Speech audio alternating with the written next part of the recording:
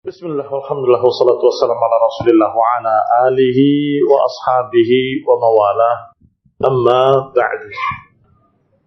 Apa hukumnya bermaksiat di dalam hati? Contohnya seperti mencaci maki seseorang dalam hati. Apakah mendapat dosa? Ikhwan fillah azakumullah. Mencaci maki seseorang dalam hati itu yang disebut dengan di dalam Al-Quran, wala tajal fi qulubina ghillan lilladzina amanu, ghil. Sehingga tergantung orang tadi yang kamu cerca dalam hati siapa. Kalau itu adalah orang yang harusnya kamu cintai karena dia ahlus sunnah atau dia salafiyin, itu harus cepat-cepat kamu bersihkan dalam hati. Walaupun belum keluar dari mulutmu, belum sampai dosa, tapi ghil itu akan berpengaruh pada sikapmu. Apalagi kalau itu bukan hanya ahli sunnah, tapi ulamanya. Ustadznya dulu, kemudian di atas lagi ulamanya. Atau para sahabat, lebih mengerikan lagi. Barakallahu fikum, hati-hati. Walaupun masih dalam hati. Kita bicara, kalau dalam hati gak ada hukumnya sebelum keluar dari mulut. Tetapi ketika orang tersebut berkata pada kamu, ngomong apa dia? Kan begitu. Kenapa? Karena sudah ada ghil dalam hati. Sehingga perbaikilah hati. Jangan sampai ada ghil, ada hasad, ada dengki. Barakallahu fikum. Apa hukumnya menyebut LGBT dengan sebutan kaum pelangi? Emang apa kaitannya dengan pelangi? Saya tahunya Laskar Pelangi malah bukan LGBT. Barakallahu fikum. Kalau kita bicara, apakah bicara orang-orang yang baik untuk diikuti atau berbicara orang-orang yang jelek untuk jangan diikuti, harus jelas. Sebab kalau tidak jelas akan salah paham. Nah, kamu bilang hati-hati dari pelangi, hati-hati dari pelangi. Tiba-tiba begitu ada pelangi takut. Katanya Ustaz, hati-hati dari pelangi. Kalau yang jelas, hati-hati dari na'udzubillah penyakit LGBT. Kalau perlu dijelaskan lagi, apa L-nya, apa G-nya, apa B-nya, apa T-nya. Karena lesbian, apalagi gay, bisex, seksual. Terus T-nya apa? Transgender. Apakah termasuk kategori lari dari perang jika masyarakat Indonesia tidak melibatkan diri dalam konflik Palestina? Ya, sama sekali jauh nggak berkaitan dengan lari dari perang. Lari dari perang itu sudah dalam keadaan zahab. Karena dalam ayat Al-Quran disebutkan kalau zahfan itu sudah merayap untuk menghadapi musuh ini. Tiba-tiba lari aja. Itu yang Allah katakan, wa may yuwallihim yawma idzin duburahu illa mutaharrifan liqitalin aw mutahayyizan ila fi'atin faqad ba'a bighadabin minallah wa ma'wahu jahannam. Dimurkai oleh Allah dan diancam dengan neraka jahannam. Lari dari perang sangat mengerikan. Sedangkan kita lihat perangnya aja enggak, kok dibilang lari dari perang. Sehingga barakallahu fikum disuruh kita untuk membantu mereka dengan apa yang kita bisa. Dan disuruh kita untuk mendoakan kaum muslimin dengan doa-doa yang baik agar Allah memenangkan mereka, membela mereka dan seterusnya. Yani la yukallifullahu nafsan illa wus'aha. Allah tidak membebani kecuali kesanggupannya saja. Maka kalau sanggupnya hanya berdoa dan membantu dengan apa yang kita bisa, dengan bantuan dana dan sebagainya, silakan. Apa hukumnya orang bekerja di percetakan yang mencetak ucapan Natal? Ini namanya pertanyaan yang memberatkan diri sendiri. Barakallahu fiikum, ta'awunu 'alal birri wat taqwa wa la ta'awunu 'alal itsmi wal 'udwan.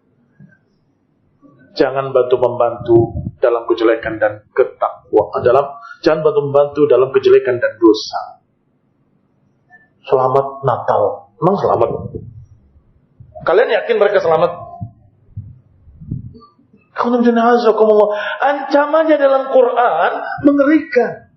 Allah katakan, takadu samawati yatafattarna minhu wa tanshaqqul ardu wa taqirru jibalu hadda in da'u anda'u birrahmani walada. Hampir-hampir langit pecah, hampir-hampir bumi terbelah, hampir-hampir gunung itu runtuh ketika mereka berkata Allah memiliki anak. Kemudian kamu mencetak selamat Natal, selamat Natal, selamat Natal. Celaka Natal. Maksudnya celaka di akhirat nanti, terancam dengan ancaman adab. Semoga mereka dapat hidayah masuk Islam. Nah ini pertanyaan yang menggelitik. Dalam pembahasan tadi bahas tentang larangan perpecahan, yang saya tanyakan mengapa asatidzah sering bertikai dan berselisih sehingga mengakibatkan Ahlussunnah berpecah. Mudah-mudahan Allah segera mempersatukannya kembali. Bagaimana pendapat Ustaz tentang pasukan Hamas yang berperang melawan Israel? Ada Hamas, ada Hizbullah, dan ada kelompok-kelompok barakallahu fikum muslimin yang lainnya, yang tidak disebut dengan istilah dua tadi. Karena dua tadi itu Hizbullah apalagi memang Syiah. Tetapi kaum muslimin sendiri mereka membela dirinya.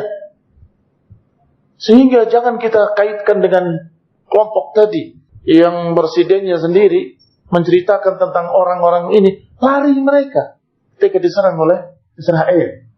Mereka setelah memancing-mancing Israel dan Israel menyerang, mereka lari dengan mobil-mobil is'af. Mobil is'af itu apa? Mobil ambulan. Muslimin yang melawan. Maka muslimin ini barakallahu fikum yang perlu kita doakan agar mereka diselamatkan oleh Allah, dimenangkan oleh Allah Ta'ala.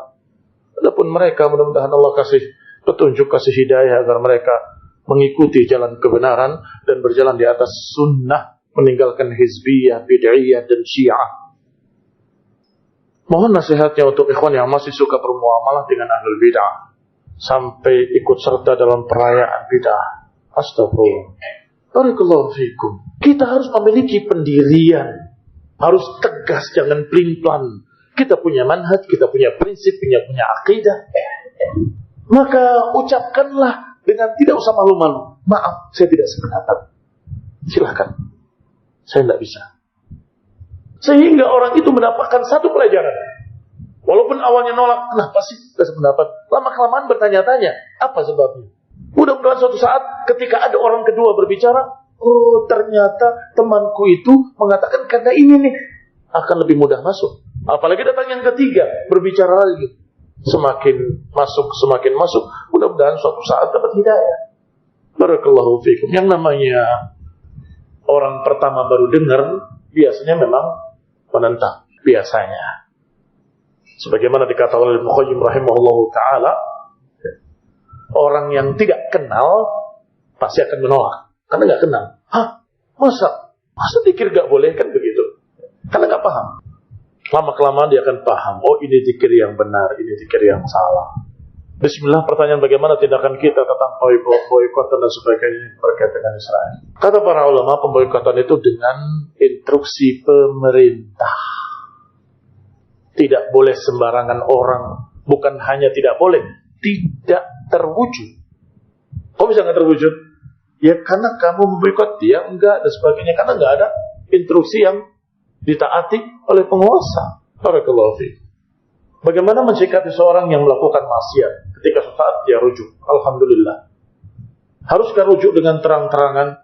Jika tidak, harus terang-terangan. Tidak mesti barakallahu fikum merujuk itu harus terang-terangan, harus pakai surat taubat dan sebagainya. Saya bertaubat. Tergantung bentuknya. Kalau bentuk dosanya adalah pribadi di rumahnya sendiri, diingatkan oleh kamu, cukup dia bertaubat, selesai. Nggak usah dia umumkan ke seluruh dunia. Tetapi kalau kesalahannya berkait dengan seluruh dunia, apa sih maksiat yang seluruh dunia? Jempol tak bertulang. Dulu kan lidah tak bertulang, sekarang jempol. Padahal punya tulang, tapi tetap aja gampang sekali klik ke seluruh dunia diupload. Ya harus dia umumkan, saya rujuk dan saya cabut kembali ucapan saya di status saya dan seterusnya. Sebab itu berkait dengan orang banyak. Sehingga taubatnya dengan orang banyak. Sehingga barakallahu fikum, jangan harus begini, jangan harus begitu, tergantung keadaan dan bentuk-bentuk dosanya.